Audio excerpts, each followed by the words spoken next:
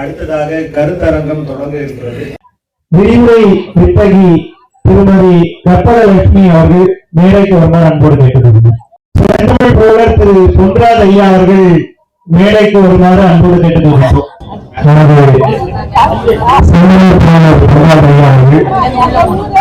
மேடைக்கு வருமாறு அன்போடு கேட்கிறோம். இந்த கருத்தரங்கு தொடங்குகிறது.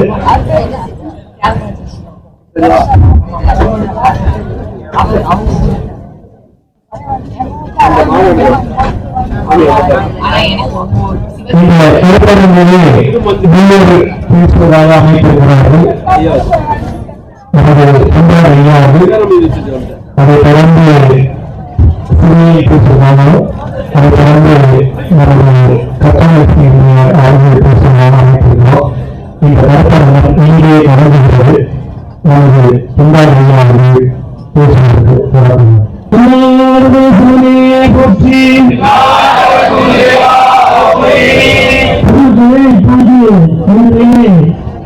தன்னுடைய கருத்துக்களையும் தெரிந்து கொள்ள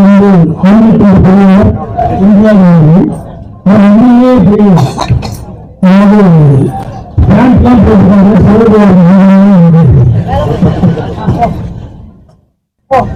சிவப்பன தரிசனம் இந்த நூலை அவர்கள் வெளியிலேயே வெளியிட்டது. இந்த நூலை வெளியிட்டதாக ஐயங்கார் வெளியிட்டது. அது மட்டும் இல்லாமல் அவர்கள் அதை காட்டிய ஒரு சிறப்பான உத்தரவு. அதாவது ஏற்கனவே சொல்லியிருக்காங்க, நிறைய டிராவலாக சொல்லியிருக்காங்க, நிறைய பல புதிய நன்மைகள்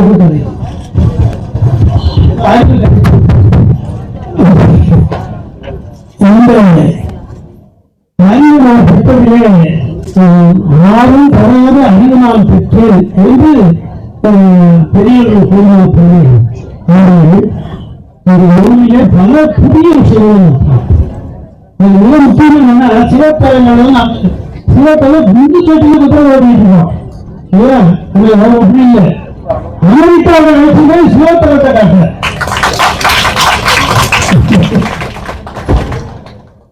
சிறந்த நாளையிலே உருவாக இருக்கிறார். மற்றும்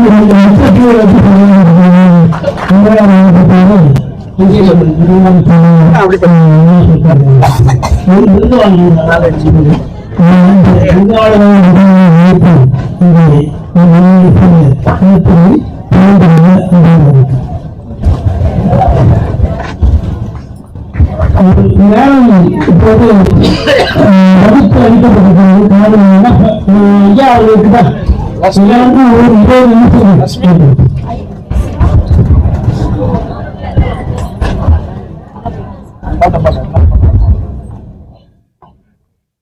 ஆகமம்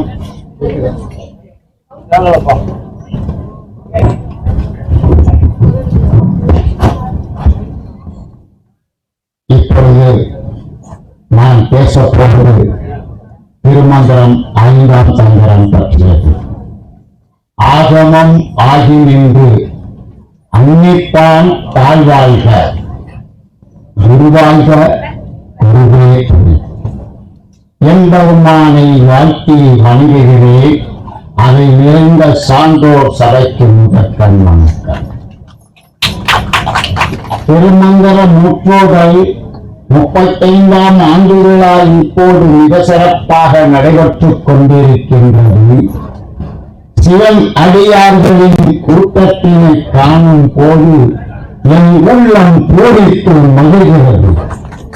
இந்த மகிழ்ச்சிகரமான தருணத்தில் அடியே திருமந்திரத்தின் 5ஆம் தந்திரம் பற்றி எடுத்துக் கூற இறைவன் ஆர்வம் புரிகின்றார். இப்போது நாம் திருமந்திரத்தின் 5ஆம் தந்திரம் பற்றி சிறிது நேரம் சிந்திப்போம். கருத்தரங்கிலே ஐயா அவர்களுக்கு சிறப்பு செய்கிறது. சிறப்பு செய்து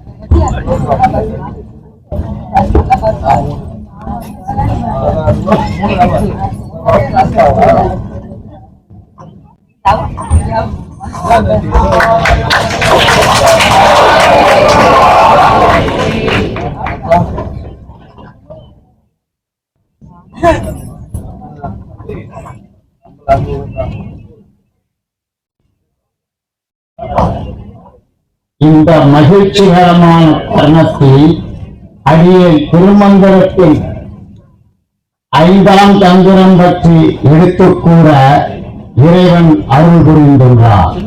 இப்போது நாம் திருமந்திரத்தின் 5ஆம் தந்திரம் பற்றி சிறிது நேரம் சிந்திப்போம்.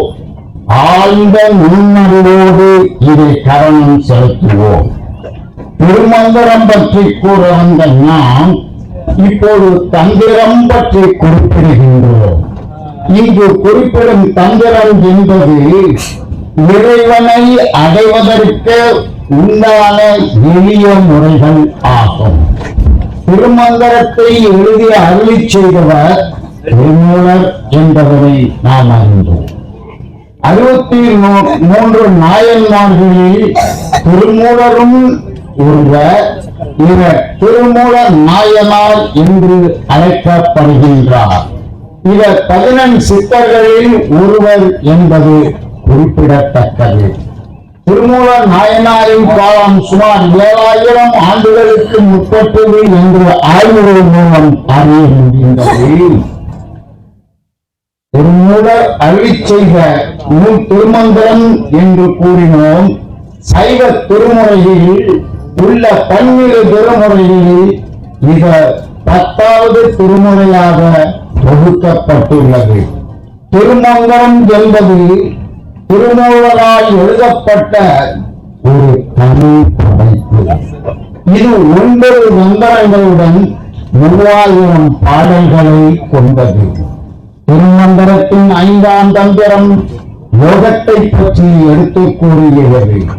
இதில் சரியை, கிரியை, யோகம், ஞானம் போன்ற சைவ சமயத்தின் பல்வேறு பாதைகள் மற்றும் அக வழிபாட்டு முறைகள் விளக்கப்பட்டுள்ளன.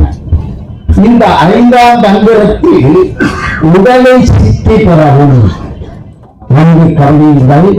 இந்த 5ஆம் தந்திரத்தில் உடலை சித்தி பெறவும் சிவனுடன் ஒன்றவும் உதவும் தியானம், பிராணாயாமம், சமாதி நிலைகள் பற்றிய பாடல்களை நாம் காணலாம். இதுவே சைவ சமயத்தின் ஒரு முக்கிய சைவ சித்தாந்தத்தின் ஒரு முக்கிய பகுதியாகும். திருமந்திரம் படிக்கும் போது மெய்போடு போல் மேலோட்டமாக படிக்காமல் அதன் உட்பொருட்களை மிக கவனமாக ஆராய்ந்து படிக்க வேண்டும். படிக்கும் போது பொருள் விளங்காவிட்டால் மீண்டும் ஒரு முறை அதை படிக்க வேண்டும். அப்படியும் உங்களுக்கு புரியாத நிலை ஏற்படும் போது ஒரு மந்திரம் பற்றி கற்றுணர்ந்த மெய் அடியார்களில்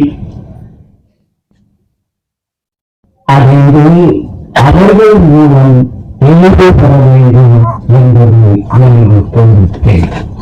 இப்போது நாம் செய்த சித்தாந்தம் பற்றி சிந்திப்போம். இறைவனை உணர்ந்து அடைவதற்கு அவனால் அருளப்பட்ட 4 நெறிமுறைகளே சைவம் ஆகும்.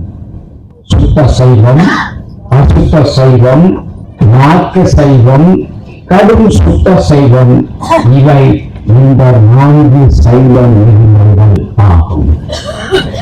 அந்த சைவ நெறிமுறைகளை அறிந்து கொண்டவர்கள் சைவர்கள் ஆவார்கள்.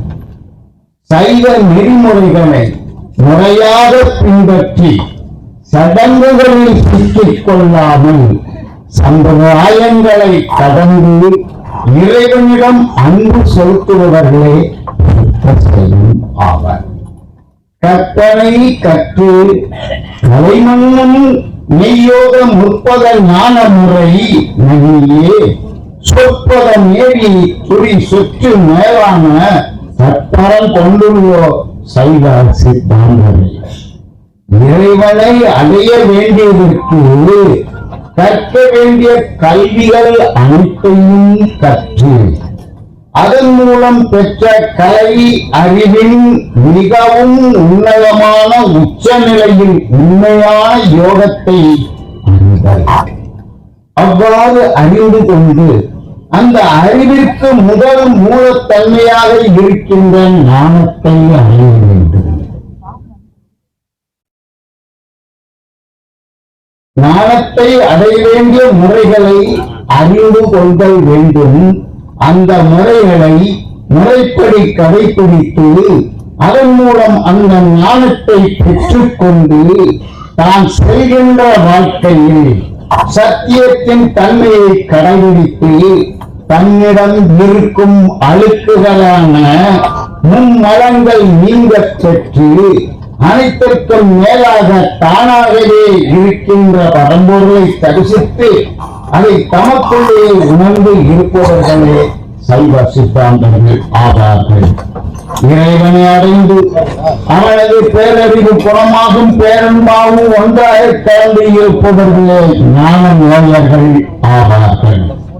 சுத்த மாயையில் இருக்கும் நனவு கனவு ஆகிய இரண்டு நிலைகளும் அசுத்த மாயையில் இருக்கும் நனவு கனவு உறக்கம் ஆகிய மூன்று நிலைகளும் கூட்டி துரியம் துரியாதீதம் ஆகிய இரண்டு நிலைகளும் கூட்டி மொத்தம் 7 விதமான நிலைகளையும் அனுபவிக்கும் நிலையாக இருக்கின்ற ஆன்மாவையும் நிலையற்றதாக இருக்கின்ற உடலையும் கடந்து இறைவனும் இறையும் சேர்ந்து இருக்கின்ற பரம்பொருளை அனைத்துக்கும் உள்ளே இருந்து இயக்கி அவற்றை மேல்நிலைக்கு கொண்டு செல்கின்ற பரம்பொருளாகும். அதுவே அப்பனும் அருளுமாகிய சக்தியுமாகிய அனைத்தும் ஆகவும் இருக்கின்றது. சரி, இப்போது 7 விதமான நிலைகள் பற்றி சற்று சிந்திப்போம். சுத்த மாயை மனது இறைவன் இருக்கின்றான் என்ற நினைவோடு இறைவனோடு இருக்கின்ற நிலைப்பாடு. சுத்த மாயை கனவு இறைவனுடன் காமம் சேர்ந்து இருக்கின்றோம் என்ற எண்ணத்தில் இருக்கின்ற நிலைப்பாடு. அசுத்த மாயை நினைவு நனவு உலகத்தில் பார்க்கின்ற விஷயங்களையும் உண்மை என்று நினைத்து இருக்கின்ற நிலை. அசுத்த மாயை கனவு உலகத்தில் பார்க்காத விஷயங்களையும் உண்மை என்று நினைத்து இருக்கின்ற நிலை. அசுத்த மாயை உறக்கம் உலகத்தில் சுய நினைவின்றி மாயையில் மயங்கி இருக்கின்ற நிலை. புரியும் இக்கு உறக்கம் இறைவனை மட்டுமே எண்ணிக்கொண்டு செயலற்று இருக்கின்ற சமாதி நிலை.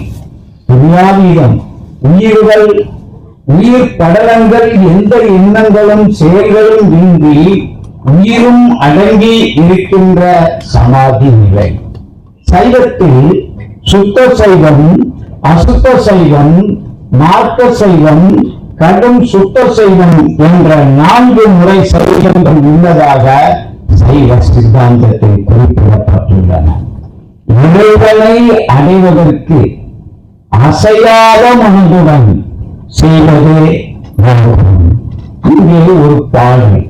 பூவிற்கெங்கம் பொருந்தியதால் போல சிவனுக்குள்ளே சிவமனம் பூத்தது ஓவியம் போல் உணர்ந்து அறிவாளருக்கு மூவினை அணிந்த நிறுத்தலாமே பூவிற்குள்ளும் நறுமணம் கலந்து இருக்கின்ற முறையைப் போலவே ஜீவாத்மாவிற்கும் உள்ளே சிவம் என்னும் பரம்பொருளானது கலந்து இருக்கின்றது. பூவானது மலர்ந்த பிறகு அதனது நறுமணம் வெளிப்படுவது போல மறைந்து வைத்த ஓவியம் போல எதனாலும் அசையாமல் யோகத்தில் இருந்து இந்த முறையை தமக்குள்ளே உணர்ந்து அறிந்து வந்தவர்களுக்கு கஸ்தூரி சேர்ந்து இருக்கும் நறுமணம் போல் தரையில் நடப்பட்ட கலியை போல் அசையாமல் இருக்கின்ற யோகியர்களின் பக்குவப்பட்ட ஆன்மாவிற்கு சேர்ந்து இருக்கின்ற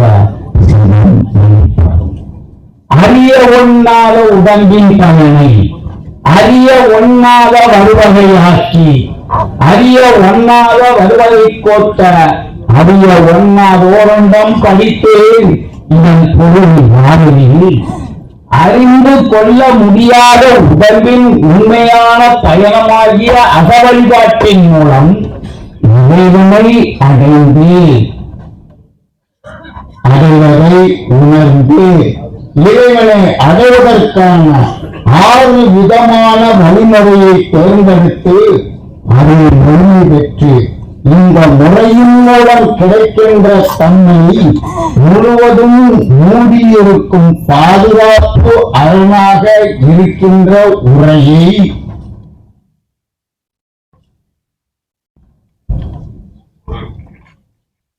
பெற்று ஒரு அண்டத்தையே நமது உடம்பிற்குள் பதித்து காணுவதே இறைவனை அடைவதற்குரிய வழிமுறையாகும். கூறிய திருமந்திரத்தில் 5ஆம் தந்திரமாக அவர் கூறுவது சைவத்தின் 4 வகை பற்றி குறிப்பிட்டார். 6 இயக்க நிலையான 7 நிலைகள் பற்றி நான் இப்போது எடுத்துக் கொள்கிறேன். இந்த 7 நிலைகளாக இயங்கும் ஆன்மா சிவனை அடைய சரியை, கிரியை, யோகம், ஞானம் என்னும் 4 நிலைகளில் ஏற்றம் பெற்று நிறைநிலையை அடையச் செய்யும் அணுமொழிதான் தந்திரமாகும். திருமந்திரம் என்பது ஒரு பெருங்கடல். இக்கடலை நீந்துவதற்கு நம்மை தயார்படுத்திக் கொண்டால் பிறவி பெருங்கடலை நீந்தி கரை சேரலாம். பெருங்கடலை நீந்த அடியேனையும் ஆட்கொண்டு திருமந்திரத்தின் 5ஆம் தந்திரம் பற்றி பேச வாய்ப்பளித்த எம்பெருமானுக்கு நன்றி கூறி மதிப்பிற்குரிய ஐயா சத்தியவேல் முருகனார் அவர்களுக்கும் கரை புரிந்த நன்றியினை தெரிவித்து திருமந்திரத்தின் யோகம் பெற்றிய எனது செய்தி குறிப்பினை இத்துடன் நிறைவு செய்கிறேன். ஓம் நம சிவாய சிவாய நமக.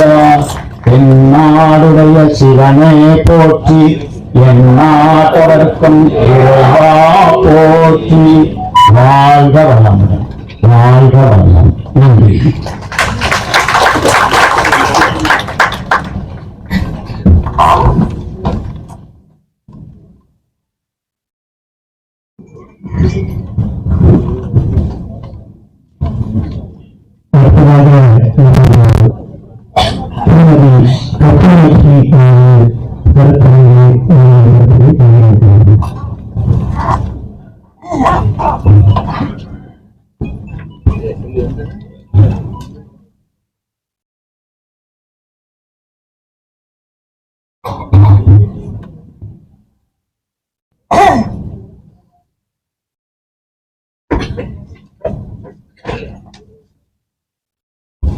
ஆரார் உண்டார் அமரர் குழாத்தில் அழியுடை ஆதிரை நாள் நாராயணனோடு நான்முகன் அங்கி இரவியும் இந்திரனும்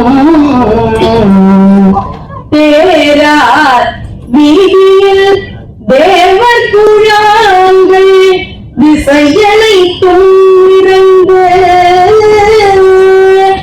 பாராத்துள் புகழ் பாடியும் ஆடியும் பல்லாண்டு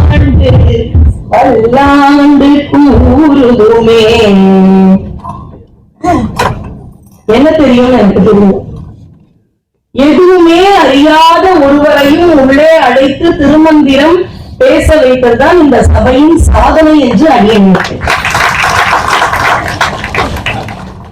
அதாவது இன்னொரு அழகான வார்த்தை நம்ம மாணிக்க வாசகர் சொல்வார், செம்மை நலம் அறியாத சிதறரும் திரிவேனை உண்மை மலம் அறிவித்து முதலாய உடல்மண்ணால் தான் நம்மையும் ஓர் பொருளாக்கி நாயை சிவிகை ஏற்று அழகு பார்த்த அரங்கம்.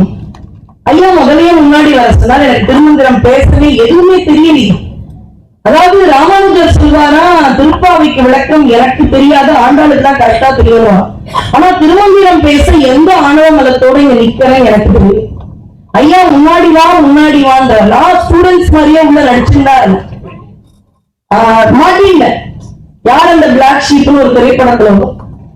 ஏன்னா தென்னாருடைய சிவனை போட்டிக்கு எனக்கு தெரிஞ்சிருச்சு, ஏகம்பத்துறை என்றாய் போட்டி தெரிஞ்சிருச்சு. மூணாவது நீங்க சொல்றீங்க எனக்கு அச்சோ நாடகத்தால் உன்னடியார் போல் நடித்து நான் நடுவேன்றது கொஞ்சம் எனக்கு கரெக்டா தெரியும்.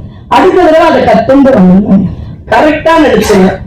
ஆனா உங்களோடு இருக்க இருக்க இருக்க அந்த மனம் வீசும். எப்படி தெரியுமா, நம்முடைய எல்லா மலங்களையும் அழிக்கும் தன்மை குருவுக்கு மட்டும்தான் உண்டு. குருவின் மகத்துவத்தை சொன்னது குருதான் சிவம், குருதான் பரமாத்மா, சிஷ்யன் தான் ஜீவாத்மா. நம்ம எல்லாரும் நினைக்கிறோம் இல்லையா, மாணிக்க வாசகர் பாடிய திருவாசகம் சிவத்தை பற்றி பாடியது. ஆழ்ந்து நோக்கு பாத்தீங்கன்னா குரு மனிதனை பற்றி பாடிய முதலில் அவர் சந்தித்தார் இல்லையா ஒரு குரு, அந்த குரு மனிதனை பற்றி பாடிய சுவாமி எல்லாமே ரொம்ப அழகா இயக்கம் பத்தி சொன்னார். பேராசிரியர் இயக்கம் அப்படின்னு பார்க்கும்பொழுது நம்ம முருகப்பெருமானுடைய அந்த உதித்தலனுக்கு முன்னாடி போகணும். பார்வதி திருமணத்தின் பொழுது யாரும் நம்ம புதிய மலைக்கு அகத்தியரை அனுப்புகின்றார் சிவபெருமான் அப்படின்றது சரித்திரம். ஏன் அப்ப அகத்தியரை பொதிகை மலையில் அனுப்பினார்னா, அதன் பிறகு நந்தியின் சீடராக இருக்கக்கூடிய நம்முடைய திருமூலர் அவரை பார்க்க தமிழகம் வரணும். அப்பதான் திருவாவடுதுறையில அவர் நமக்கு கிடைப்பார். அவர் நமக்கு கிடைக்க, திருமந்திரம் என்ற அமுதம் நமக்கு கிடைக்க, சுவாமி அகத்தியரை நேரா பார்க்காத முதல்ல நேரலை மாதிரி போய் பாரு. இன்னைக்கு அதுதானே நம்ம நேரலையா பார்க்கணும். அப்பதான் நம்பிக்கை இல்லைன்னு சொல்லிடும். ஆனா இன்னைக்கு லைவ் பார்த்தா நம்புறோம், கிரிக்கெட்டையோ அண்ணாமலையா தீபத்தையோ பார்க்கும்போது நம்புறோம். முதல்ல சுவாமி திருமணத்தை லைவ்ல பார்த்தது யாருன்னா அகத்தியர். இதற்காக நமக்காக அகத்தியரை காண ஆசைப்பட்டு சுந்தரன் என்ற நாமத்தோடு நந்தி பகவானால் நாதர் என்று ஒரு அற்புதமான பட்டம் கொடுக்கப்பட்ட சுந்தர நாதர் நமக்காக வந்து திருமூலராக மாறி. அப்ப குரு கிடைக்கும் பொழுது முதல்ல நம்ம ஐடென்டிட்டி தான் போய். எங்க ஆபீஸ்ல ஒரு மேனேஜர் எதனால தெரியல, பேங்க்ல இருந்து கெமிஸ்ட்ரி படிச்சு இங்க வந்திருக்கேன், இதுதான் குருவினுடையது, அடியேன் குருநாதர் கருத்தின் சந்தானம் போய் பேசுங்க. எப்படி திலகவியார் எழு அப்படின்னு சொல்றது ஒரு மந்திர சொல்லாச்சோ போய் பேசுங்க. அது மாதிரி எல்லாரோடையும் பேசுவேன், நல்லா பேசுவேன். இப்படிட்டா 1 மணி நேரம் பேசுவேன். ஆனா அவர் சொன்ன அந்த பேசுன்ற வார்த்தை அதுதான். குருவை காணும்போது முதல்ல நம்முடைய அடையாளம் தான் மறையும்.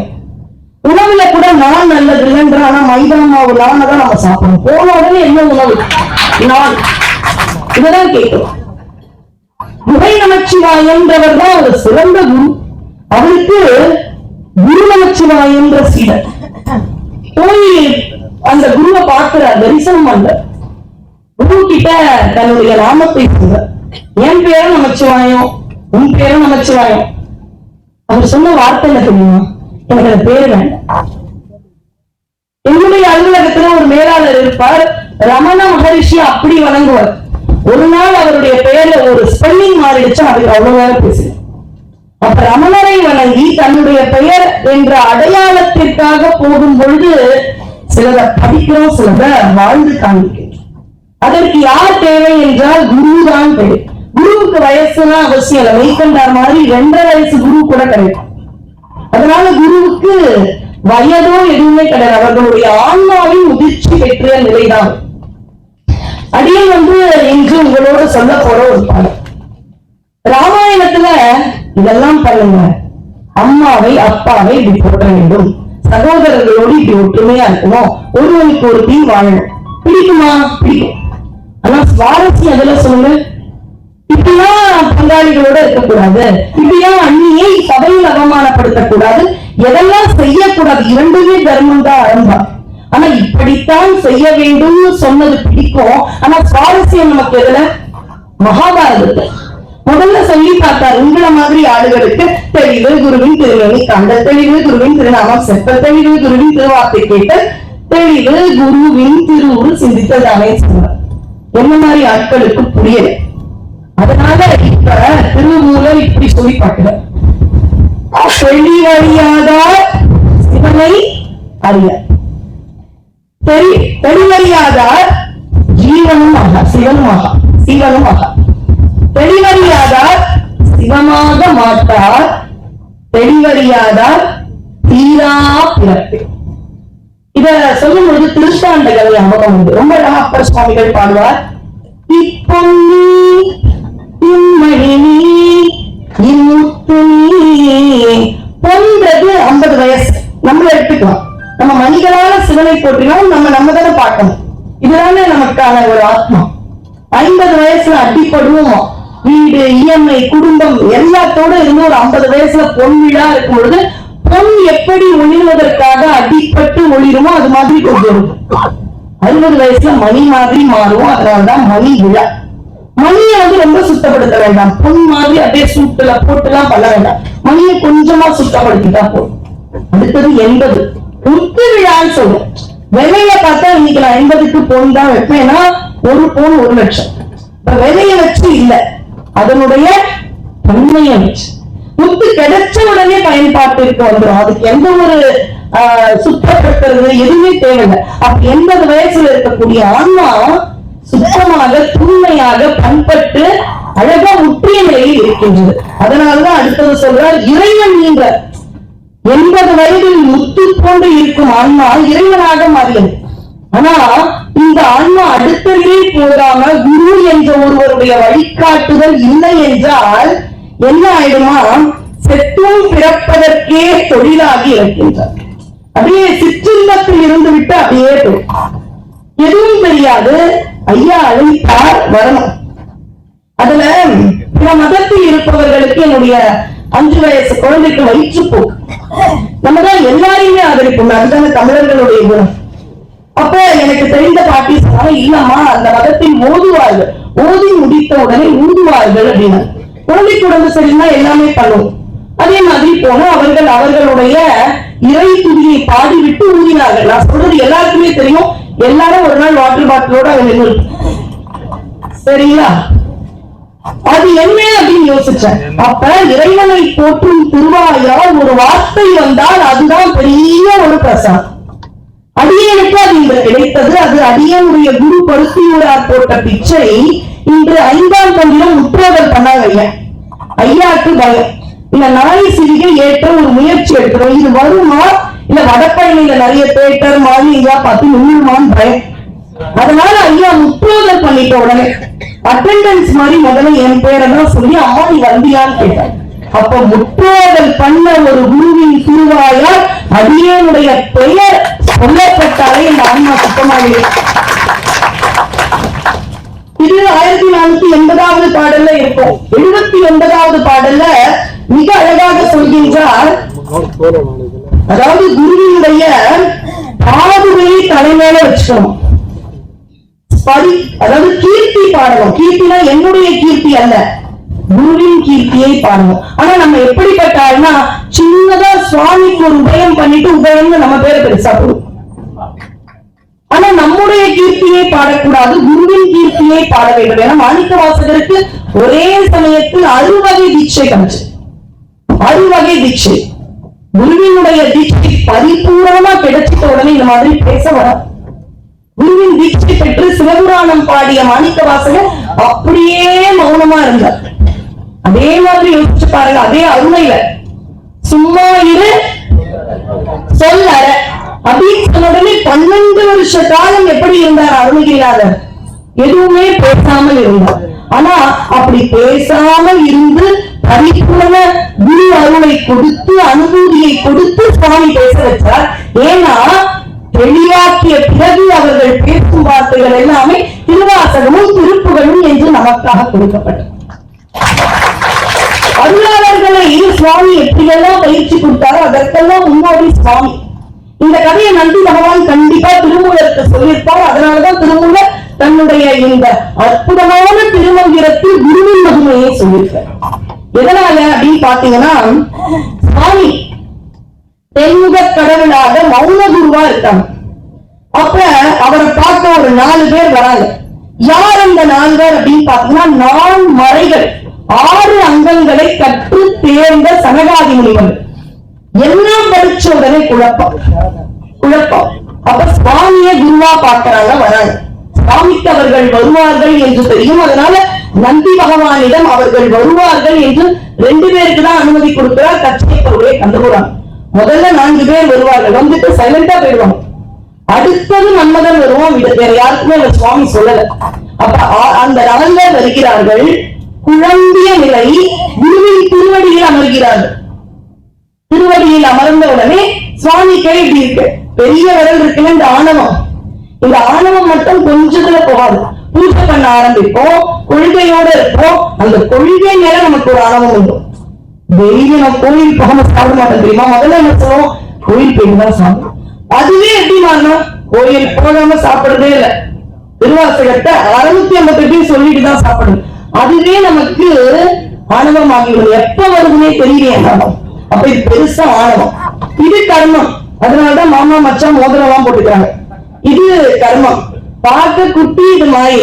இந்த 3 மலங்களையும் விடுவித்தால் அப்படியே நிமிர்ந்து நிற்கக்கூடிய பரமாத்மாவோடு ஜீவாத்மா அப்படியே வணங்கி விடும் என்ற தத்துவத்தோடு சின்முத்திரையோடு இருந்த முதல் குருதான் மௌன குரு தென்முக கடவுள். அவர்கள் கிட்ட போறாங்க, குழம்பிய நிலையில் போறாங்க. சுவாமி அவ்வளவுதான், மௌனம் தான். அமருகிறார்கள். 4 பேரும் அமர்ந்தார்கள் நினைச்சாங்க. சரி, சாமி கொஞ்ச நேரம் தியானம் பண்ணிட்டு அப்புறம் சொல்லி தருவார் போல.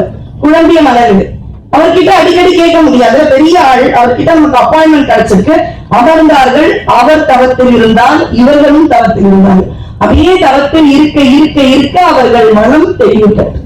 அப்போ ஒரு மௌனத்தால் குரு அனைத்தையும் உணர்த்தி விடுவார் என்றால், மௌனமாக குருவை நினைத்தால் அந்த மௌனம் நம்முடைய பிரச்சனைகளுக்கு வழி கொடுக்கும் என்ற பேருண்மையை சொல்லிக் கொடுத்தது தட்சிணாமூர்த்தி இல்லையா? கல்லாலில் புடை அமர்ந்து 4 மறை ஆரங்கம் முதல் கற்ற கேள்வி வல்லார்கள் 4க்கும் வாக்கு இறந்த பூரணமாய் மறைக்கு அப்பாலை. வாக்கே இறந்து விட்டது. மறைக்கு அப்பாலாய் எல்லாமாய் வல்லதுமாய் இருந்ததனை இருந்தபடி இருந்து காட்டி சொல்லாமல் சொன்னவரை நினையாமல் நினைந்து பவத்தொடர்பை எழுதுவான். எல்லாமே என்ன, பிறப்பு அறுப்பதற்காக. மறுபடியும் மாத்திட்டோம். மறுபடியும் இங்க பிறந்தா தப்பிச்சுக்கா. அது மாதிரி ஏதாவது 4 கூட்டத்துக்கு வந்து நான் சோமாலியாவை பிறந்துட்டேன். எங்க பேங்க்ல அது வந்து சாங்ஷன் கண்ட்ரி நீங்க சேர்க்கப்பட மாட்டோம். அப்ப என்னுடைய வாழ்க்கை என்ன, வேதியியல் அதாவது சயின்ஸோட சொல்லணும் நம்ம குழந்தைகளுக்கு. ஐயா சொன்னார், energy can neither be created nor destroyed, law of conservation of energy. அதுதான் ஆன்மா, இது அழிவற்றது. அது சயின்டிஸ்ட் ஆங்கில பூச்சோட சொன்னா ஏற்கும். நேற்று பேசிக் கொண்டிருந்தேன் திருமந்திரத்தை பற்றி. அம்மாவுக்கு பெருசா தெரியல. நீதான் படிக்கிறேமா, என்னோட 10ஆம் கிளாஸ் ஆகும், என்ன சொல்லணும்னு தெரியல. குருவை பற்றி பேச அவன் சொன்னா கேட்டலிஸ்ட் சொல்லுமா குருவை. கேட்டலிஸ்ட் நம்ம உண்டு, 2 ரியாக்ட் ஆகும். அது ஈடுபடாத அந்த ரியாக்ஷன்ல catalyst can alter the reaction. அப்ப நான் இறைவனை வேகமாக சரியாக அடைவதற்கு உதவும் மகா பெரிய தத்துவம் தான் குரு. அப்ப கேட்டலிஸ்ட் யாருன்னா குரு. அப்படி குருவின் பெருமைகளை சொல்லிக் கொண்டே போகலாம். நிறைவாக சிலந்தி வலை கட்டும் இல்லையா? அது வலை கட்டும் பொழுது பாத்தீங்கன்னா அந்த முனையை அது விட்டுடாது. அதை விட்டுட்டா அது கீழே விழுந்துடும். அந்த முனையை பிடிச்சுட்டேதான் இருக்கணும். அப்ப உலகியெல்லாம் தேவையில்லை, நமக்கும் எல்லாமே ஆடம்பரம் தேவையா இருக்கு. இவ்வளவு சைவ சித்தாந்தம் திருமந்திரம் கேட்கிறவங்களுக்கு இப்ப உங்களுக்கு ஒரு மெசேஜ் வருது. இன்று இரவு மின் தடங்கள்லாம் நீங்க என்ன சொல்லுவீங்க? ஒரு 5 நிமிஷம் இதை நீங்க கவனிக்க மாட்டேன். நம்ம வீட்டுக்கு அந்த ஸ்ட்ரீட்டு தேவை. ஏன்னா எல்லாருக்கும் அந்த பிரச்சனை சீக்கிரம் தீர்ந்துடும். ஏசி இல்லாம தூங்குறது. எவ்வளவோ சிவத்தையும் திருமூலரையும் படித்த நீங்கள் கீழே உட்கார்ந்து சாப்பிடுறது கொஞ்சம் இப்ப முடியாது. 2 வருஷமா முட்டி வலிக்கு அப்படின்னு சொல்லிடுறோம் இல்லையா? அப்ப சிலந்தி என்ன பண்ணுமா, அந்த முனையை விடாம தான் கூடு கட்டும். நாம கூட எந்த அளவு லௌகீகமா உலகியல் இன்பங்கள் இதெல்லாம் விட்டுட்டு வர முடியல. அதுல இருந்தாலும் அந்த குரு ஆன்மீகம் அந்த ஒரு பாதையை விடவே கூடாது. ரொம்ப சந்தோஷமா இருந்தது. அடியன் வந்து அந்த காலனியை விடும்போது குட்டி குட்டி செருப்பா இருந்தது. தப்பா வந்துட்டோமா, சின்ன சின்ன செருப்பா இருக்கேன், இது மாதிரி வரக்கூடாது. வயசானவங்க கூட பேட்டா ஷூஸ் தானே இருக்கு, கொஞ்சம் மாடர்ன் செருப்பு. நான் அதுவும் வேற எதுக்கும் வரல, ஒரு செருப்பா பத்திரமா நல்லா இருந்துச்சு சுவாமி காட்டு. அப்ப அதை பார்க்கும்போது குழந்தைங்களாம் உட்கார்ந்துட்டு இருக்காங்க. இந்த வயசுல முக்திக்கோ குரு பக்திக்கோ வந்திருக்க மாட்டாங்க. நம்ம எல்லாம் எதுக்கு போவோம், பூனையோட விளையாடலாம். அடியன் கபாலி போயிருக்கோம், பிரசாதத்துக்கு போயிருக்கேன், ஓடி விளையாட போயிருக்கேன். அப்ப தெரியாது கபாலி முக்தி தருவாங்க. ஆனா இப்ப போற ஓடி விளையாடுல பிரசாதம் கொடுத்தாலும் கிருமணிக்க பிடிக்கல. திருவெண்பாவை விழால நாளைக்கு பேசிட்டு சுவாமியை பார்த்தாலே அழுதவர். முன்னாடி 10ஆம் கிளாஸ் மார்க்கு அழுதனால இப்ப எதுக்கு அழகே தெரியல. அழகும் பாத்தீங்கன்னா அந்த நிலை அடைவதற்கு நமக்கு குரு. அது இல்லை என்றால் என்ன, தீரா பிறப்பேன் இந்த இடத்துல மாட்டிப்போம். அதனால் சிவனை அடைய வழி தெரியவில்லையா, குருவை தேடுங்கள். இந்த மாதிரி ஒரு குருவை உங்கள் முன்பு இறைவன் காண்பிப்பார். ஒருவரை குரு என்றால் சந்தேகிக்கவே கூடாது, நம்பி குதிச்சிடணும். அந்த அளவு குரு மீது சரணாகதி லட்சணத்தோடு நாம் இருந்தோம் என்றால் இறைவனை முக்தி பெற்றினை மறுபடியும் ஒரு அழுக்கான உலக பிறப்ப பிறவி உண்டு அப்படின்னாலும் காரைக்கால் அம்மையார் மாதிரி நடராஜர் காலடியிலோ இல்ல சிதம்பரம் நடராஜரை பாக்குற மாதிரி மனித பிறவியோ அப்படி வாங்கிட்டு நம்ம எல்லாரும் தப்பிடலாம். அதனால நம்முடைய திருமூலர் அற்புதமாக சொன்ன பாடல்கள் எல்லாமே குருவை தேடுங்கள். என்னை மாதிரி இருக்கக்கூடிய ஆன்மாக்களுக்கு இதுக்கு மேல புரியல. அதனால குருவை யாரும் தேடுகின்றேன், அவருடைய பாதார திருவடி விந்தைகளை பிடித்துக் கொள்கின்றேன், குரு என்னை காப்பாற்றி விடுவார் என்ற நம்பிக்கையை திருமூலர் கொடுத்திருக்கின்றார். அதனாலதான் நிறைவா உங்களுக்கு சொல்ற திருவெண்காட்டுல உங்களுக்கு குழந்தை இந்த பிறவில இல்லைன்னு திருவெண்காடல் சொல்ற. ஆனா இந்த தம்பதியர் சொல்றாங்க அதெல்லாம் உங்களை சம்பந்தம் சொல்லிட்டாரு, திருவெண்காட்டு பதிகத்தை வந்து பண்ண குழந்தை பிறக்குமாங்க, அதனால பிறக்கும். சுவாமி சொல்றேன் நான் தான் இங்க அப்ரூவலே. அப்ப குழந்தை இந்த பிறவிக்கு அதெல்லாம் பரவாயில்ல, சம்பந்தம் தமிழ்லயே சொல்லிட்டேன். இப்ப சம்பந்தனையும் தமிழையும் காப்பதற்காக இறைவன் ஒரு மெய்கண்டார் இருக்கு. அது போல குருவை நம்ம திருமூலர் பாதையில் குருவடி திருவடியை கொடுக்கும் என்ற நம்பிக்கையோடு அடியனையும் ஒரு பொருளாக்கி அழைத்ததற்கு எவ்வளவு பெரிய நன்றி சொன்னாலும் இணையாகாது.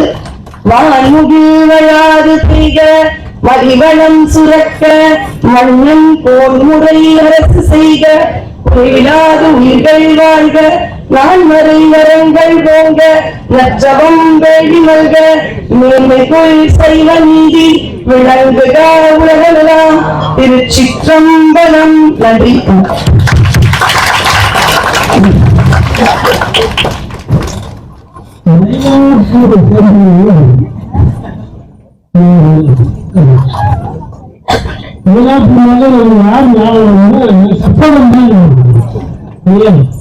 கட்டுவாமலே வந்து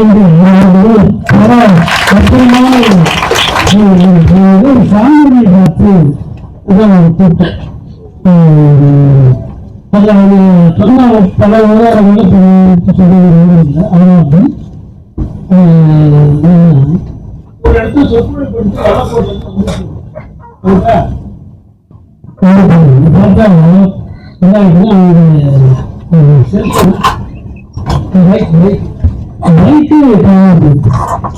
அது திருப்பி எப்படி தனக்கு கிடைச்சது என்பதை சொல்லும்போது இதன் உள்ளே ஒரு தெய்வ சக்தி இருக்கிறது என்பதை பற்றி உருவினார்கள்.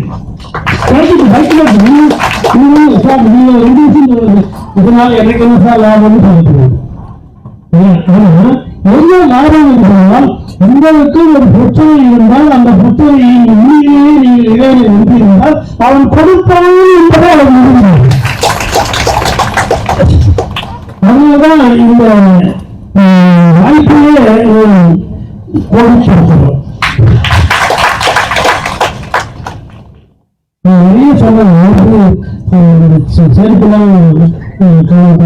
நம்மளுடைய இது வந்து பாதையை தலைமையே வைத்துக் கொள்ள வேண்டும். நிறைய பல பாதைகள் காணப்போச்சு. இப்படி ஒரு ஆபத்து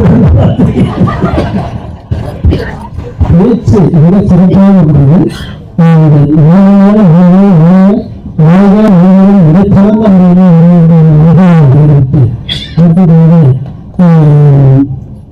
மிகச்சிறந்த திருச்சூர்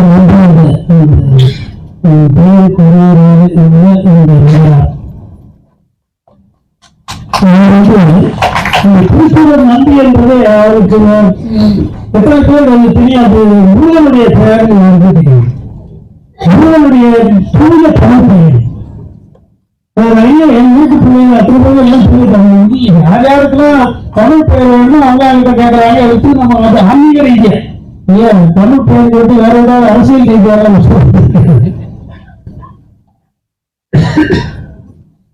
சுவர் நம்பி என்று சொன்னால் சுவர் நம்பி அந்த நம்பியாவது உருவலை குறிக்கும்.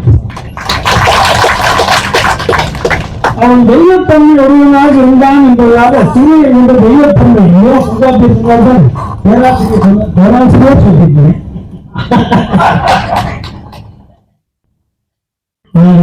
அந்த தெய்வத்தன்மையை சேர்த்து திருச்சுடன் என்று அவனுக்கு பெயர் வைத்து அவன் வந்து நிறைய பேர் அப்பாவுடைய பெயரை காப்பாற்றலாம்.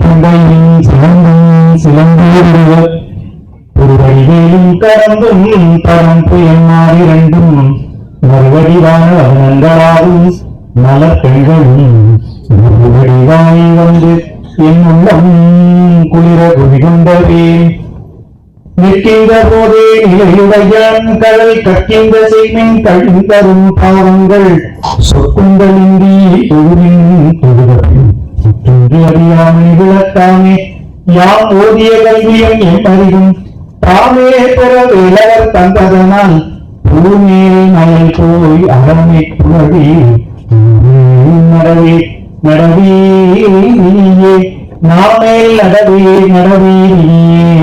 என்று அந்த திருவேலனை வணங்கிக் கொண்டு உற்றனல் ஊர் உண்டிட வா என்று அழைப்பு உலக பற்று அறுத்தியேற்றும் மொழி ஒன்று உதவிய தேசிகனே நற்றமிழ் ஏற்று அணி சத்திய வேல்முருகனோற்று அற்றமில் ஞானமுறவே என்று முருகனையும் வணங்கிக் கொண்டு இந்த அற்புதமான நிகழ்விலே 35ஆம் ஆண்டு திருமந்திர முற்போதல் விழாவிலே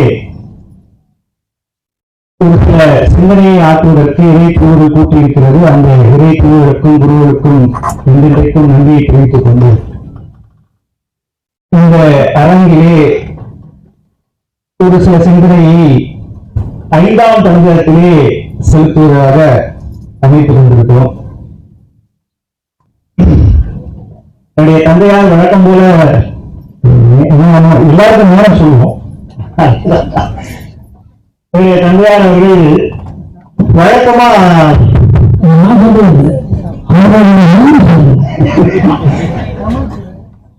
எல்லாரும் கொஞ்சம் டீ சாப்பிட்றதா தைரியமா இருக்கீங்கன்னு நினைக்கிறேன். இந்த வழக்கம் போல ஒவ்வொரு ஆண்டும் நாங்கள் இந்த பத்திரிகையை அழைப்பதை செய்யும் போது அதற்கான ஏற்பாடுகள் செய்யும் போது என்னுடைய தந்தையார் அவர்கள் ஒவ்வொரு வருஷம் ஒரு தலைப்பினை இடுவார்கள். இங்கே போனால் இங்கே எப்படி 35ஆவது ஆண்டோ இது போல வள்ளிமலை வருடந்தோறும் நாங்கள் பரிவிழாவை நடத்துவது உண்டு. அது கிட்டத்தட்ட 76 வருடங்களாக நடந்து கொண்டிருக்கிறது. என்னுடைய தந்தையாரோட வயது. அதுல நாங்கள் கொள்கை பிடிப்பாக தை மாதத்திற்கு அந்த பரிவிழாவை மாற்றி அமைத்து கிட்டத்தட்ட 16 ஆண்டுகள் ஆகின்றது. இது ஏன் சொல்றேன்னா அடுத்த வரும்போதும் அதுக்கு அனௌன்ஸ்மெண்ட் ஜனவரி 10, 11 என்கின்ற அந்த தேதிகளிலே நமது வள்ளிமலை பரிவிழா நடைபெற இருக்கிறது. சென்ற ஆண்டை போல நீங்கள் இந்த ஆண்டும் வந்திருந்து அந்த விழாவிலே கலந்து கொள்ள வேண்டும்.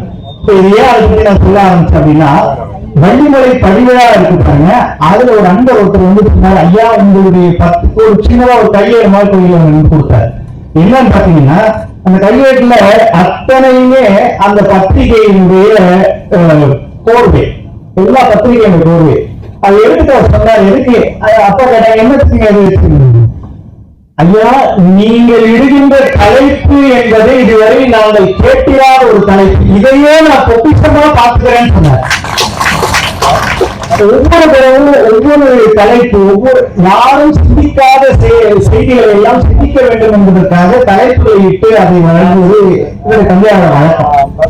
வழக்கம் போல ஒவ்வொரு தடவையும் நம்ம எல்லாம் வச்சிருக்கோம். இந்த முறை கல்யாணர்கள் நான் செய்வதெல்லாம் சிறியன் அப்பா எழுதி கொடுத்தாங்க, நான் இந்த டிசைன் பண்றது இதெல்லாம் நான் பண்ணிட்டு இருக்கோம்.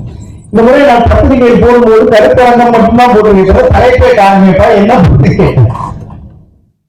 அவர்கள் விருப்பத்துக்கு பேச விட்டுருக்காங்க. இது கேட்ட உடனே எனக்கு ரொம்ப சந்தோஷமா இருக்கு. என்னக்கா? ஆமா, எனக்கு ரொம்ப மகிழ்ச்சியா இருந்தது. என்ன காரணம்னா நமக்கு தலைப்பு வந்து கொடுத்தது அதுக்குள்ள நம்ம வந்து ஒரு வரையறைக்குள்ள இருக்கிறதுன்றது ஒரு பெரிய சிக்கலா இருக்கும் பல பேருக்கு. இல்லைன்னா நம்ம ஃப்ரீயா பேசலாம் அப்படின்ற ஒரு விதமான மகிழ்ச்சி. ஆனா இருந்தாலும் நமக்கு ஒரு வரையறைக்குள்ள நம்ம அதை வைத்துக் கொண்டு பேச வேண்டும் என்பதுதான் இது பழகி போச்சு. அதனால அதை நம்ம அந்த வகையிலே செய்வோம். இந்த 5ஆம் தந்திரம் இருக்கிறது, அதுல வந்து பல தலைப்புகள் நாம் இன்னைக்கு காலையில பார்த்திருக்கிறோம். ஏன்னா நான் வந்து முக்கியமான செய்தியை சிந்திக்க வேண்டும் என்பதற்காக வேக வேகமாக நான் செய்கிறேன்.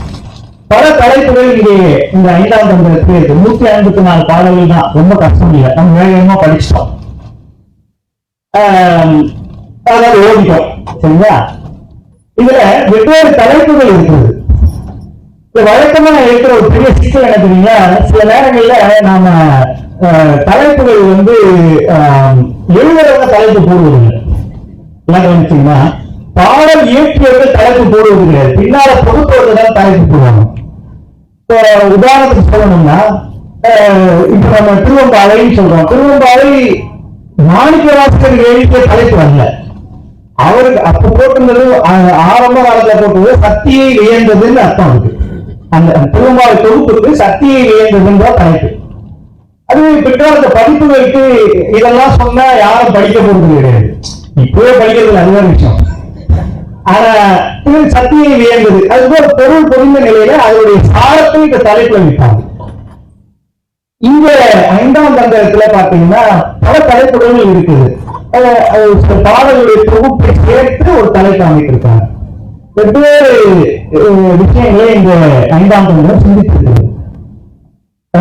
சரியை நெறியை பற்றி சொல்லியிருக்கிறது, கிரியை நெறியை பற்றி சொல்லியிருக்கிறது, யோகம் பற்றி சொல்லியிருக்கிறது, ஞானம் பற்றி சொல்லியிருக்கிறது, அதனால் அடையக்கூடிய பதவி முக்தி நிலைகளை பற்றி சொல்லியிருக்கிறது, சாலோகம், சாமீபம், சாரோகம், சாயுட்சம், அதை பற்றி எல்லாம் சொல்லியிருக்கு. இதுல கவனிக்க வேண்டியது என்ன அப்படின்னா, இதுல நீங்க பார்க்கும்போது பாத்தீங்கன்னா அதனுடைய நெறிக்கூடிய விளைவு பயன் அது என்னன்னு கொடுக்குறது, அதுக்குரிய வழியும் மார்க்கத்தையும் சொல்லிருக்காங்க இல்லையா? சன்மார்க்கம், சத்துற்ற மார்க்கம், அப்புறம் சகமார்க்கம், அதெல்லாம் நம்ம வந்து நாச மார்க்கம், அதை பற்றி எல்லாம் அந்த பாடங்கள் வருது. இப்ப நாம சிந்திக்க போகின்ற பகுதி என்ன அப்படின்னா சன்மார்க்கம். அதை பற்றிதான் நம்முடைய சிந்தனை இப்போது அமைத்துக் கொண்டிருக்கிறது. நமக்கு உடனே சன்மார்க்கம் சொன்ன உடனே நினைவு பெறுகிறார், எல்லாருக்கும் அதுதான் நினைவு இருக்கிறது. இப்ப நம்ம என்ன யோசிக்கிறோம் அப்படின்னா, சன்மார்க்கம் சொன்ன உடனே வள்ளலார் வராது, திருவள்ளுவரை சன்மார்க்கம் சொல்றாரு. இந்த சன்மார்க்கம் ஏறி அந்த சன்மார்க்கம் என்ன, இதனை சிந்திக்க வேண்டிய பகுதி. இப்போ கருத்தரங்கன்னு வச்சா கருத்தரங்கர்கள் நம்ம போகும்போது ஒரு சிந்தனை கையில் எடுத்துட்டு போகணும். நாம வந்து எப்பவுமே சில விஷயங்களை நாம நினைச்சுக்கிறோம், அதனால வந்து அது சரியா இருக்குன்னு நினைக்கிறாங்கன்னா சரியில்லை. உதாரணத்துக்கு சொல்றேன், வீட்டுல நல்லா ஒரு வீட்டுல மனைவி வந்து அழகா அவங்க சமைச்சு கொண்டு கொடுத்தாங்க, கொடுத்த உடனே நீங்க என்ன சொல்லுவீங்க? நல்லா இருந்தது சூப்பர், தமிழ்ல தூக்கம் சொல்லிடுவோம். சுவையாக இருந்ததுல தமிழ் வாரியாசாமியோட கூட இருந்தது. அதனால அதை சொன்னாரு. நிறைய பேர் என்ன சொல்லுவாங்க, ரொம்ப பிரமாதம் சார். கேட்டுக்கிறீங்களா? சொல்லிருப்பீங்க இல்லையா? சொல்லமா மனைவி திட்டுவாங்க, அது ஒரு விஷயம். ரொம்ப பிரமாதம் சார் அப்படின்னு நாம எல்லாம் என்ன நினைச்சிட்டு இருக்கோம், பிரமாதம் என்பது ரொம்ப சிறப்பு நினைச்சிட்டு இருக்கோம் இல்லையா? ஆனா அது அப்படி அல்ல. பிரமாதம் என்கின்ற சொல் குற்றம்னு அர்த்தம். நான் சார் அருளாளர் மரணப்பிரமாதம் நமக்கு இல்லையாம். ரொம்ப அழகா இருக்கு. மரணம் என்பது ஒரு குற்றங்க, அந்த குற்றம் நமக்கு இல்லைன்னு பாட்டார். மரணப்பிரமாதம் நமக்கு இல்லையாம். நம்ம என்ன சொல்றோம், ரொம்ப சூப்பர் சார், ரொம்ப பிரமாதமா இருக்கு அப்படின்னா என்ன அர்த்தம்? ஒண்ணு சரியில்லை, இனிமேல் பிரமாதம் சொல்லக்கூடாது. அதுக்குதான் அவர் அழகா சுவையா இருக்குன்னு சொல்லிருக்க. தமிழ் இருக்கும்போது ஏன் சார் தனித்த காய்கறி வந்துருக்கு, அவ்வளவுதான். அப்போ நாம நமக்கு ஒரு புரிதல் இருக்கு, அது அப்படித்தான் இருக்கும்னு நினைச்சிட்டு இருக்கோம் இல்லையா? அது போலத்தான் பல புரிதல்கள் சைவத்திலேயும் சித்தாந்தத்திலேயும் சமயத்திலேயும் இருக்கிறது. இதுல ஒரு பெரிய சிக்கல் என்னன்னா, சன்மார்க்கம் அப்படின்னு சொன்ன உடனே நமக்கு எல்லாருக்கும் என்ன தோணுச்சு, வள்ளலார் இப்போ மூலர் ஒரு சன்மார்க்கம் சொல்றாரு, அது என்ன அப்படின்றத நம்ம யோசிக்கணும் இல்லையா? இப்ப என்ன நினைக்கிறாங்கன்னா, இதுல ரொம்ப அடிப்படையில நம்ம எல்லாருக்கும் பொதுப்படையா நம்ம பார்க்க வேண்டிய விஷயம் என்னன்னா, ஒரு சைவ திருமுறையை வழங்குகின்ற பாடுகின்ற பாராயணம் செய்கின்ற மக்கள் சைவர்கள் என்கின்ற ஒரு பகுதி இருக்கின்றாங்க. அதே போல வள்ளலாரை பின்பற்றுகின்ற ஒருவர் அப்படின்றவங்க தனியா இருக்கிறவங்களும் சன்மார்க்கிகள், இவருக்கும் அவருக்கும் நடுவுல பொண்ணு போட்டா புரிஞ்சுக்கிறோம். இது வரலாறு, இது விளையாட்டு சொல்ல, இது வரலாறுல இருக்கக்கூடிய ஒரு சிக்கல். சன்மார்க்கிகள் என்பவர்கள் சைவர்களை ஏற்றுக்கொள்வதில்லை, சைவத்தினுடைய திருமுறைகளை ஏற்றுக்கொள்வதில்லை. சைவர்கள் என்பவர்கள் வள்ளலாருடைய திருமுறைப்பாவை திருமுறைகளை ஏற்றுக்கொள்வதில்லை. இதோட ஒரு மிகப்பெரிய பேரவை ஒன்று இது. இதுதான் பிரமாணம். ஆனா இதை உடைப்பதற்காகத்தான் பல காலம் வெவ்வேறு நிலையிலே தந்தையாளர்கள் அவர்கள் செல்லுகின்ற இடங்கள் எல்லாம் பேசியிருக்கிறார். மீண்டும் என்னுடைய தந்தையாளர்கள் அதை அடியொட்டி சிறியன் செல்கின்ற இடங்களில் எல்லாம் என்னை வள்ளலார் நிகழ்வுக்கு அழைக்கும் போதெல்லாம் இந்த கருத்தை அவர்களுடைய பதிவு வைப்பதற்காக பலமுறை முயற்சி செய்திருக்கிறது. சில நேரங்களில் சண்டைக்கு போட்டிருக்கிறார்கள். அதான் நடக்கும். ஏன்னா அவர்கள் அந்த புரிதல் இல்லை என்பதனால வரக்கூடிய ஒரு சிக்கல். இப்ப என்ன பிரச்சனை அப்படின்னா, உடனே எல்லாரும் என்ன சொல்லுவாங்க அப்படின்னா, சன்மார்க்கம் என்பது வள்ளலார் எழுதியது அப்படின்றதுதான் எல்லாருடைய கருத்து. அப்போ வள்ளலாருக்கும் பலகாலம் முந்தைய இருக்கக்கூடிய திருமூலர்களோ அல்லது அந்த நெறியிலே இருந்து அந்த நெறியை உயிர்க்க வந்த மிகப்பெரிய வரலாறாகிய மாணிக்கவாசகர் அவர்களோ சன்மார்க்கத்தை சாதிக்கலையா அப்படின்னு அடுத்த கேள்வி வரும் இல்லையா? அப்போ இதுல இருக்கக்கூடிய சிக்கல் எங்க என்பதை நாம் தெரிந்து கொண்டோமே ஆனால் இதுல இருக்கக்கூடிய பிணக்குகள் நமக்கு விடுபட்டு போகும் இல்லையா? அதுதான் நம்முடைய முக்கியமான நோக்கம். இது வழக்கமா எல்லாரும் கேட்கறது என்ன, வள்ளலார் காலத்து சன்மார்க்கம் அது இன்னும் புது நெறியா, அல்லது புது மதமா, அல்லது புது சமயமா, அல்லது புது மார்க்கமா, இல்ல அவர்தான் முதல்ல செய்வாரா என்று பார்த்தால் அது எதுக்குமே பதில் இல்லை. அவர்தான் முதலில் செய்வார் என்பது இல்லை.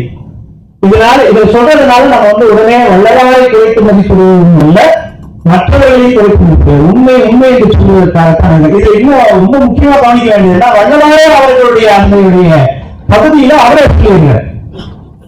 அவர் இது ஏன் நான் பண்ணேன்றதுக்கு ஒரு பகுதியை சொல்றார். பன்னெறி சமயங்கள் மதங்கள் என்றிடும் மவனெறி இதுவரை பரவிய தீரனால் செந்நெறி அறிந்திலர் இறந்து உலகோ செவியில் அடைதனர் ஆதலின் இனி நீ யாரு வள்ளலாறு 10 சிவபெருமான் சொல்றாரா, இனி நீ புன்னெறி தவிர்த்தொரு பொருநெறி எனும்பார் புத்தமுது அருள்கின்ற சுத்த சன்மார்க்க தன்னெறி செலுத்துக என்ற என் அரசே தனி நடராஜன் சத்குரு மாமணியே.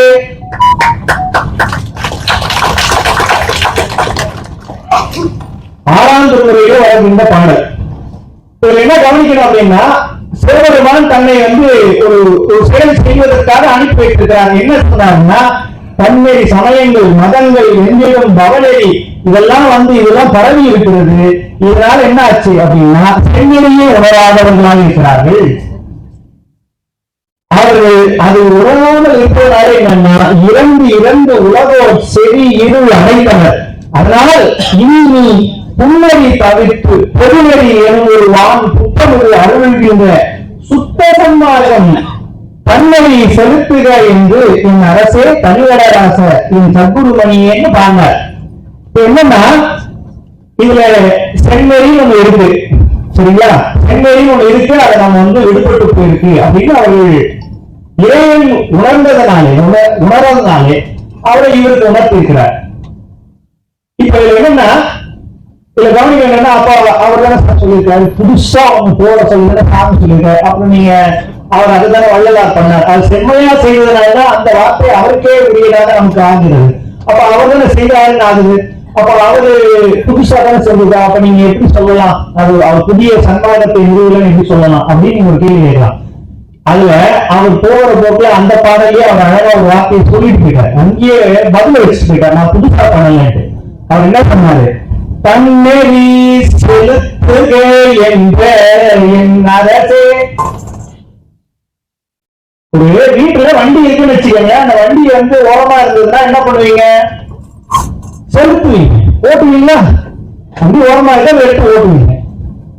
அப்போ ஒரு செந்நெறியாகிய ஒரு நெறி ரொம்ப காலமாக பின்பற்றப்படாமல் ஓரமாக ஒதுங்கி பாழ்பட்டு இருக்கிற நிலையில அதை தூக்கி தட்டி எடுத்து செலுத்துக.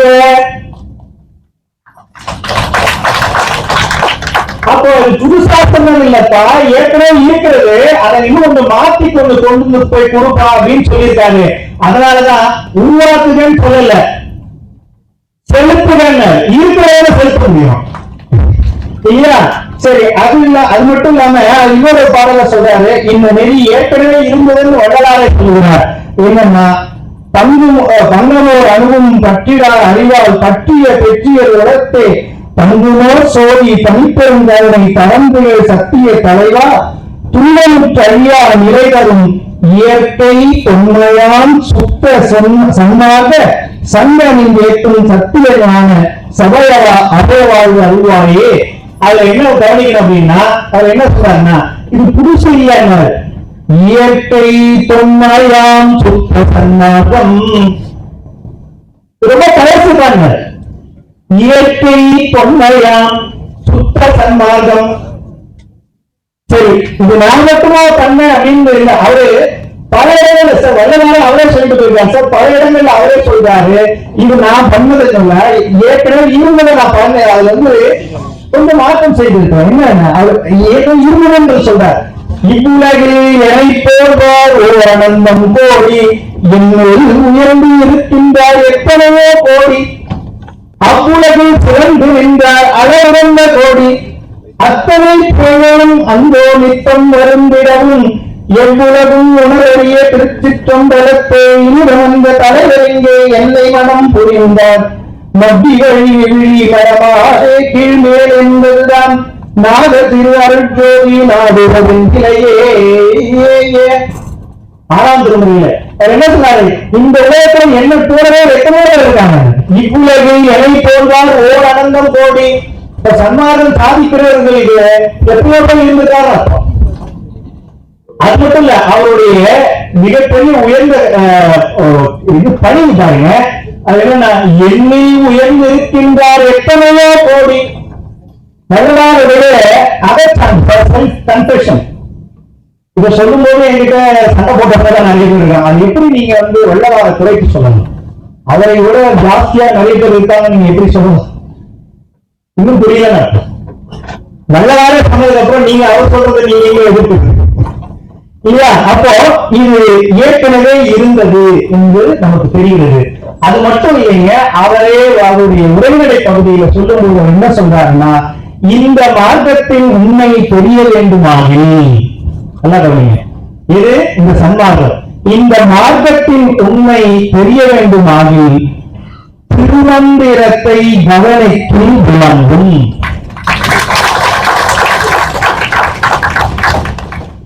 அவரே பெரியார் சொல்லிட்டு போனதுக்கு அப்புறம் நம்மாட்ட இன்னும் தடை போட்டுருக்கான். இது புரிதல் இல்லாத ஒரு பகுதி. இப்ப என்ன கவனிக்கணும் அப்படின்னா, அவர் அதை சொல்லித்தான் இங்க சார் நீங்க என்ன சொல்ற ஐந்தாம் திருமுறை பத்தி பேசும் சொல்லிட்டு வேற எங்கே இருக்கீங்கன்னு நினைக்காதீங்க. பொருளோட தான் சொல்லிட்டு இருக்கோம்.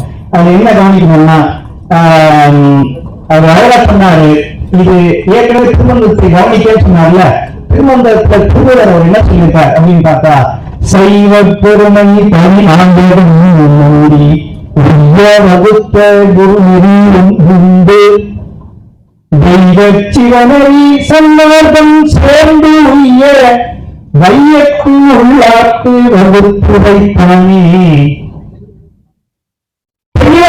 சார், சைவ பெருமை தனி நாயகன் நன்றி. நன்றின்ற சொல் திருமந்திரத்துல பல இடங்கள்ல பார்த்திருக்கீங்க. ஒவ்வொரு இடத்துல ஒவ்வொரு பொருளுக்கு குறிக்கிறார்கள். நன்றி என்பது நந்தியம் பெருமானை குறிக்கிறார்கள். சில இடங்கள்ல நந்தி என்பது சிவபெருமானை குறிக்கிறார்கள். இங்க சொல்வது சிவபெருமானை குறிப்பது. அதில் என்ன சொன்னார்னா, சைவ பெருமை தனி நாயகன் நந்தி. அது என்ன பண்ணாரு, உள்ளே வகுத்த குரு நெறி ஒன்று உண்டு. ஒரு நெறி இருக்கிறது, என்ன உண்டு, தெய்வ சிவ நெறி சன்மார்க்கம். சன்மார்க்கம் என்கின்ற அந்த ஒரு சொல்லுக்கு திருமூலர் என்கின்ற அடைமொழி பார்த்தீங்கன்னா ரெண்டு அடைமொழி கொடுக்கிறாங்க, தெய்வ சிவ நெறி. அவ்வளவு உயர்ந்த ஒரு பகுதி. அதனால அவர் என்ன பண்ணாருன்னா, தெய்வ சிவ நெறி. அது என்னன்னா, இது தெய்வத்தினுடைய முடிவிடமாக இருக்கக்கூடியது சிவபெருமான். அது யார், அந்த சிவபெருமானுடைய நெறியை யார் கொடுக்குறாங்க அப்படின்னா, அது கொடுப்பது யார் இல்ல, அம்மா சொன்னாங்க குருங்க. யார் மூலமாக அளிக்கப்படுவது, குரு நெறி. அந்த பாடலே எழுதிட்டாங்க, உய்ய வகுத்த குரு நெறி ஒன்று உண்டு. சரி, அது எவ்வாறு அனுபவிப்பது, இதுதான் அடுத்த பகுதி. குரு நெறி கொடுத்தார். கவனிக்க வேண்டிய பகுதி என்னன்னா, நேரம் இல்லாம வேகமா முடிச்சிடறேன். எவ்வாறு அனுபவிக்கிறது என்னன்னா, அது ரொம்ப அடிப்படையான ஒரு செய்தி. சன்மார்க்கத்தை குரு நெறி என்று சொன்னோம், குரு கொடுப்பார்னு சொன்னோம். அதை எவ்வாறு அனுபவிக்கிறது என்று சொன்னால், அடியாரோடு சேர்ந்து அனுபவிப்பது. அதனால்தான் மணிவாசகர் சொன்னார், அடியரில் கூட்டிய அதிசயம் கண்டாமே. கண்டாரா? அப்போ மாணிக்கவாசகர் சன்மார்க்கத்தை பத்தி தான் பேசிட்டார். அப்போ எங்க தொடர்பு இருக்கு நமக்கு தெரியுது. இதனால்தான் அடியாரோடு கூட்டி இருக்கிறது என்பதனால்தான் அது தனியா அனுபவிக்க யாருக்கும் விருப்பம் இல்லை. அதனால இது பாருங்க, நம்ம காவமுறையை கலந்துள்ள கண்டு அகண்டாகார சிவலோகம் எனும் பேரிந்த வெள்ளம் பொங்கி ததும்பி பூரணமாய் ஏக உருவாய் கிடக்குது ஐயோ இருக்கிடலாம் இனி எடுத்த தேகம் விழுமின் புசிப்பதற்கு வேணவாதையே சகத்தீர். கூப்பிடுறாங்க சார், தனியா அனுபவிக்கல சார், அதான் சன்மார்க்கம். தாய்மானவர் பாருங்க, தாய்மானவர் சன்மார்க்கத்தையும் பேசியிருக்கிறார். அவரும் சொல்லியிருக்கிறார், தனியா அனுபவிக்கிறதுக்கு இல்ல, நானு தனியா அனுபவிச்சா அது வேற. எப்படி அனுபவிக்கணும், அடியாரோடு சேர்த்து அனுபவிக்கணும். அதனால அவர் என்ன சொன்னார், சேரவாரி சகத்தீரே. நான் மட்டும் அனுபவிக்கலாம், நான் கூப்பிட்டார். அது என்ன சொல்றாரு, ஐயோ அந்த சிவபோகம் அப்படியே பொருந்தி பேரிந்த வெள்ளம் பொருந்தி ததும்பி பூரணமாய் ஏக உருவாய் கிடக்குது. ஐயோ விட்டுட்டீங்க, நாங்க வாங்க கூப்பிடுறாரு.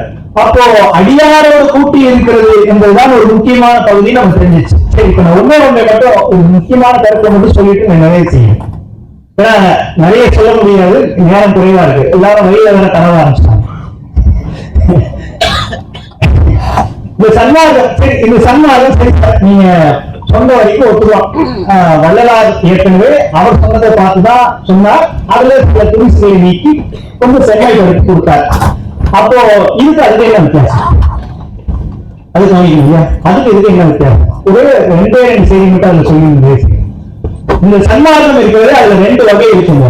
ஒண்ணு இப்ப நம்ம சொன்னது போல இந்த வழக்கமா இருக்கிற தாச மார்க்கம், சத்புத்திர மார்க்கம், சர்வ மார்க்கம், சன்மார்க்கம் இதெல்லாம் இருக்கு இல்லையா? இதுல வந்து எப்படின்னா இந்த மார்க்கத்தினுடைய அடிப்படை என்ன அப்படின்னா இறைவனுக்கு அடிமையா இருத்தல் இல்லையா? தாச மார்க்கம். இறைவனுக்கு மகனாக இருத்தல் அது சத்புத்திர மார்க்கம். இறைவனுக்கு நண்பனாய் இருத்தல் அது யாரும் தெரியும், சர்வ மார்க்கம். அப்புறம் இறைவனே தானாகுதல் அது சன்மார்க்கம். இது ஒரு வகை. இது ஒரு வகை. இந்த வகை சன்மார்க்கத்துக்கு என்ன பேருன்னா மத சன்மார்க்கம் பேரு, சமய சன்மார்க்கம் அல்லது மத சன்மார்க்கம் பேரு.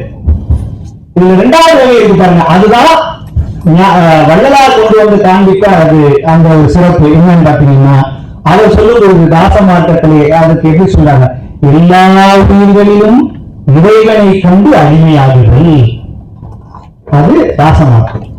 எல்லா உயிர்களிலும் உள்ள இறைவனுக்கு மகனாக ஆகுதல் சத்புத்திர மார்க்கம். எல்லா உயிர்களுக்கும் உள்ள இறைவனுக்கு நண்பனாகுதல் சகமார்க்கம். எல்லா உயிர்களில் நிறைந்துள்ள இறைவனிடம் அவனே தானாகி அடங்கி நிற்றல் சன்மார்க்கம். இதுதான் அவர் என்ன சொன்னார்னா ஜீவநியாய சன்மார்க்கம் சொன்னார். எந்த இடத்திலே நீங்கள் உயிர்களுடைய துன்பத்தை உணராமல் நீங்க என்னத்தை சாமி கும்பிட்டாலும் அது பலன் தராது. ஆக எங்கே ஜீவகாருண்யத்தை நீங்கள் போற்றுகிறீர்களோ அங்கேதான் சன்மார்க்கம் வளரும் என்று சொல்லிக் கொடுத்தவே வல்லவர். அதுதான் மற்றவர்கள் இடத்திலிருந்து அவரை உயர்த்தி பிடித்தது. இன்னொன்னு சொன்னாரு, அவர் என்ன சொன்னார்னா இந்த மத சன்மார்க்கம் பிடிச்சுக்கிட்டு அதுல இருந்து நிலையில மேலேறி வராங்க இல்லையா, அவர்கள் எல்லாம் என்ன பண்ணுவாங்கன்னா அவர்களுக்கு முக்தி இன்பம் என்பது கிடைக்காது, பதமுத்தி தான் இருக்குமா, சித்தி என்பது கிடைக்காது என்று சொல்லி என்ன சொல்லுவாங்கன்னா அந்த இடத்துல என்ன பாருங்க, இந்த மத சன்மார்க்கம் என்ன, உனக்கு உரிய விஷயத்தை நீ பார்த்தது, நீ இறைவனுக்கு அடிமையான, நீ இறைவனுக்கு மகனானாய். இது ஒவ்வொரு படிநிலையில் ஏறி வருவது. ஆனா நீ எங்கே உயிர்களின் மூலமாக அதை பார்க்கிறாயா அப்படின்னு நீங்க பார்த்து அதை பார்க்கல அப்படின்னா உனக்கு மோட்சம் கிடைக்காது. மோட்சத்தினுடைய திறவுகோல் ஜீவகாரம் என்றான் என்று சொல்லி அந்த சன்மார்க்கத்தை நிறுவியவர் வல்லவர். இப்படி வெவ்வேறு விதத்திலே இதுல வந்து நீங்க எத்தனை தடவை சொன்னாங்க இது வேறு அது வேறு நினைச்சுக்கிட்டு இருக்கவில்ல, எந்த விதமான உயிரும் இல்லை. வள்ளலார் சொல்லுவதும் திருமூலர் சொல்லுவதும் மாணிக்கவாசகர் சொல்லுவதும் ஞானசம்பந்தர் சொல்லுவதும் ஒரே சன்மார்க்கம் தான். அதிலும் எல்லா உயிர்களுக்கும் அன்பு செலுத்துவதுதான் முக்கியமான அடிப்படை என்பதை நாம் தெரிந்து கொள்ள வேண்டும் என்று சொல்லி அதனால்தான் அவர் என்ன சொன்னா இந்த தெளிவு இருக்கணும். இந்த தெளிவு இல்லாததுனால என்ன பண்றாரு, அந்த பாட்டு சொன்னாங்களே அம்மா, தெளிவறியாதார் சிவனை அறியார், தெளிவறியாதார் சீவனும் ஆகார், தெளிவறியாதார் சிவமாக மாட்டார், தெளிவறியாதார் தீரா பிறப்பே. இந்த தெளிவாசர் இந்த தெளிவு இருந்தால் சன்மார்க்கத்தை சன்மார்க்கமாகவே பார்க்கக்கூடிய தெளிவு இருந்தால் இறைவனோடு நம்மால் கலந்திருக்க முடியும் என்கின்ற அந்த அற்புதமான சிந்தனையை தெரிவித்து அதனால் இருக்கக்கூடிய இந்த சிக்கல்களை எல்லாம் இன்னும் புரியாமல் இருக்கிறீர்களானால் மேல்வருமோர் மரணமில்லா பெருவாழ்வு வாழுகின்ற அந்த சீலமிக ராமலிங்க செய்த வல்லலுடைய வாழ்த்துக்களை சொல்லி அவர்களை பின்பற்றாமல் இருக்குமே. ஆனால் அதை இன்னும் நான் அது வேற இது வேற நினைச்சிருக்கீங்கன்னா அவங்க என்னன்னா வந்த திருவருள் விளக்கம் ஒன்றில்லார் மேல்களை வடிகளர் வீண் கழிக்கின்றார் வந்த துன்பு வைத்து அதற்கு அறிவு அருகே இணைப்பள்ளி எழுப்பி மெய்யின்பம் தந்தீரே என்று வள்ளலார் சொன்ன அந்த வார்த்தையை நினைவுபடுத்தி நாம் தெளிவடைவோம். சன்மார்க்கம் என்பது எல்லா உயிரிழத்தையும் இறைவனை கண்டு அன்பு செலுத்துதல் என்கின்ற அந்த வகையிலே அதை செலுத்துவோம் என்று சொல்லி இந்த பிணக்குகளை எல்லாம் விடுத்து இறைவனை என்ற கணக்கை நாம் அறிவோம் என்று சொல்லி இந்த அளவிலே இந்த சிந்தனையை நிறைவு செய்கிறேன்.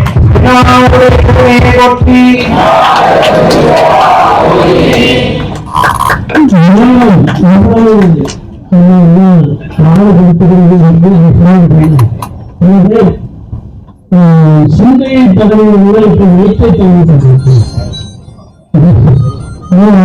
எந்த நேரத்தில் எதை சொல்லணும் தெரிந்து சொல்லுவது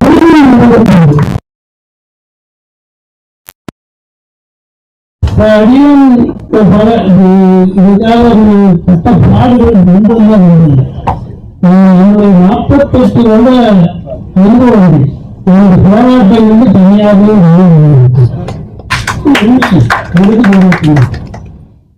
எங்கெங்கெல்லாம் யார் யாருக்கிட்டையும் வந்து என்னுடைய லைஃப் வந்து better by all these persons who are actually perfect.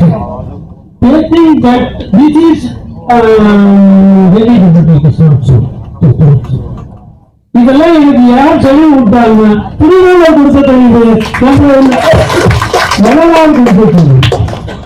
இந்த பாடல்களெல்லாம் நான் கொடுத்துட்டு உண்மையிலும் உயர்ந்திருக்கின்றார் பல கோடின்னு சொல்றாங்க. ஒருத்தர் வந்து எழுதுங்க அவரை தவறு யாரும் விட மாட்டாங்க. அவர் மேல யாராவது பேர் சொன்னீங்கன்னா ஏற்கனவே மாட்டேன். நான் போய் சைவ சித்தாந்த சபையில வெள்ளலார் கண்ட சைவ சித்தாந்தம் பேசு வெள்ளலார் கண்ட சைவம். இதே மாதிரி வெள்ளலாருடைய விழாக்கள் அவருடைய இதுல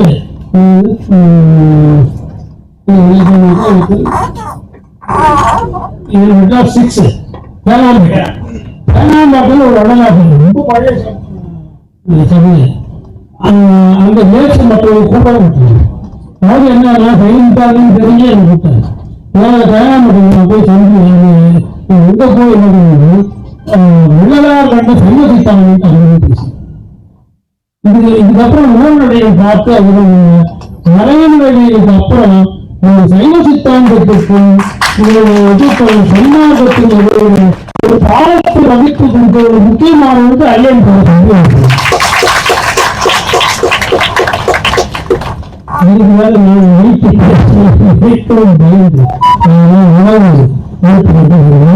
அப்ப சுத்த வினாவிட அரங்கத்திலே பல விஷயங்கள் மீண்டும்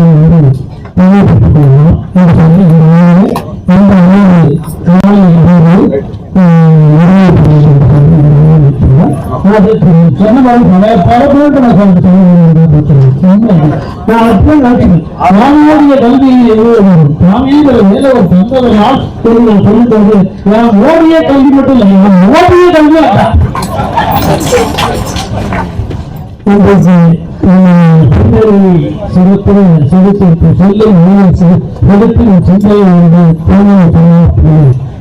செலுத்தியிருக்கிறோம்.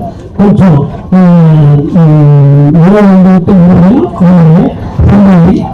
சந்தை மாற்றுவது